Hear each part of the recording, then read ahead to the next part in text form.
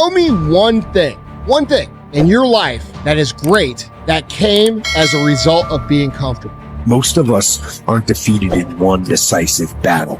We are defeated one tiny, seemingly insignificant surrender at a time that chips away at who we should really be. It isn't that you wake up one day and decide, that's it, I'm going to be weak. No. It is a slow, incremental process. It chips away at our will. It chips away at our discipline. Move out of your comfort zone. It's the courage to move into your zone of discomfort where you feel awkward and clumsy and sometimes alone. The comfort zone is one of the greatest enemies of human potential and of your potential.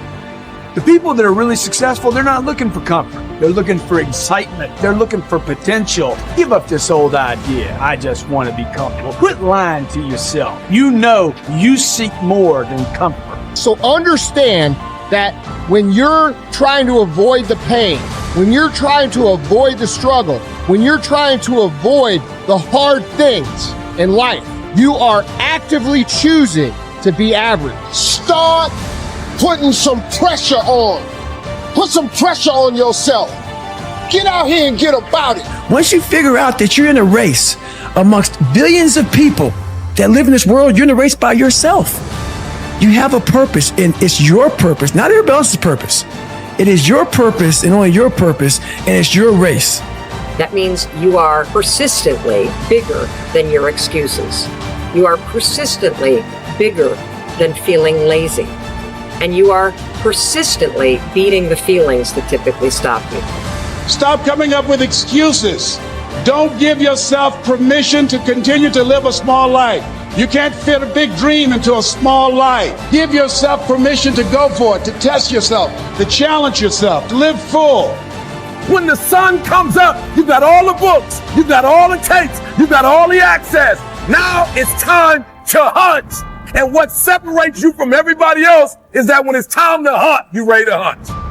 What I've come to appreciate when you're working on changing your life, changing some bad habit, getting out of addictive situations or relationships, or working to build a dream or making a difference in our society, it's hard. There are going to be all kinds of challenges that we all must face. You cannot live in this world without a challenge. You cannot live in this world without a struggle. Greatness is right on the other side of pain. So what are you running from it for? You say you want to be successful, then push through it. Stop making excuses and go get it. The lack of self-discipline is the major cause of failure, frustration, underachievement, and unhappiness in life. It causes us to make excuses and sell ourselves short. Perhaps the two biggest enemies of success, happiness, and personal fulfillment are first the path of least resistance and second, the expediency factor. The path of least resistance is what causes people to take the easy way in almost every situation. They seek shortcuts to everything. They arrive at work at the last minute and leave at the first opportunity. They look for get rich, quick schemes and easy money. Over time, they develop the habit of always seeking an easier, faster way to get the things they want, rather than doing what is hard but necessary to achieve real success.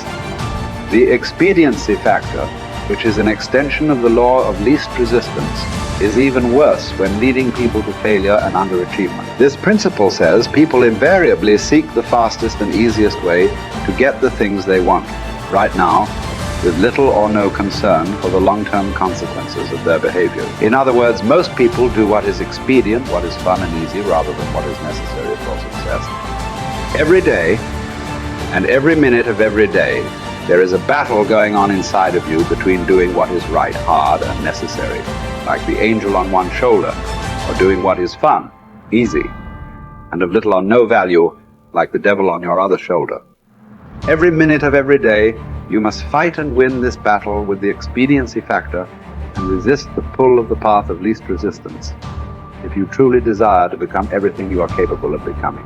And then when you see people take on more responsibility and decide that they're going to aim up and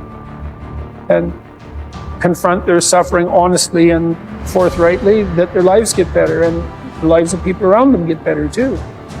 And so that's very strange as well, because it also means that the pathway to less suffering is through suffering, right? And that's that would be hopeful if the world was constituted that way. It's like, well, there's suffering.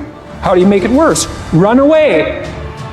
How do you make it better? Confront it. Yeah, but it's suffering. It's like, yeah, but it's there. There it is. It's right there. It's a precondition for existence or something like that.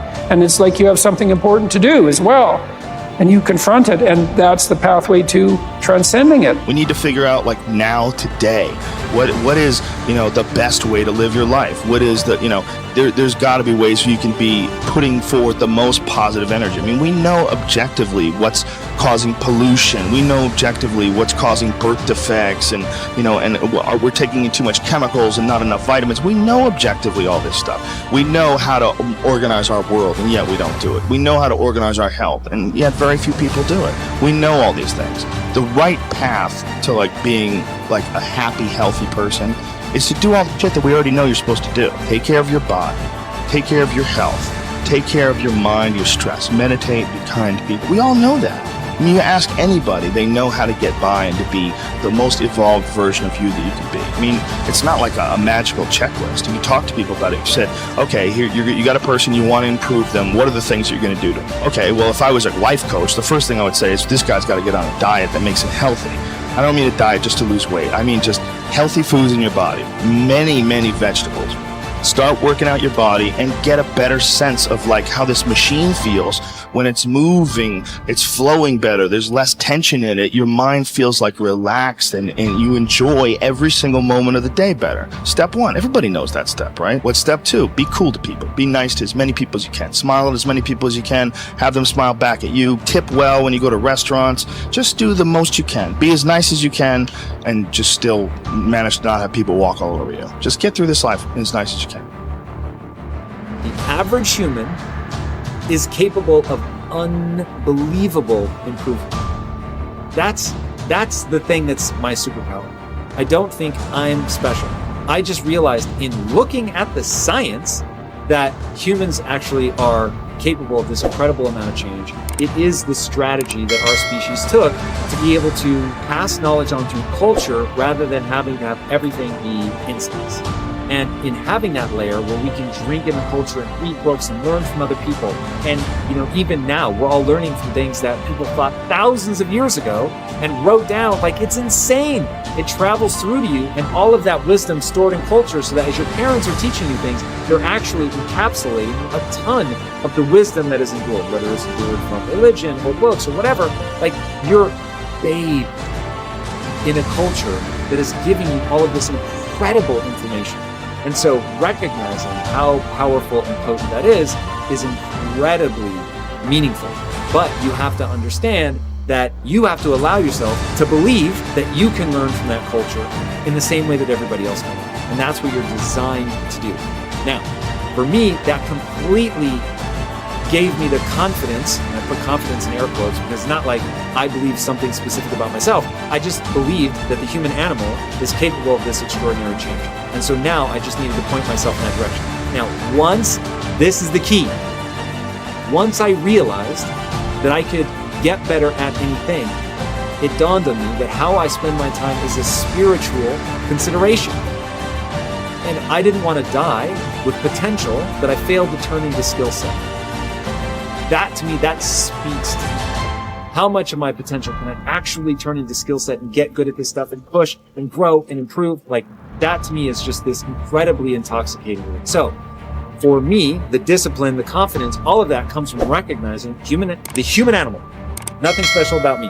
The human animal is capable of extraordinary change. I'm going to have to put time and energy into doing it, but I'm capable of getting this change.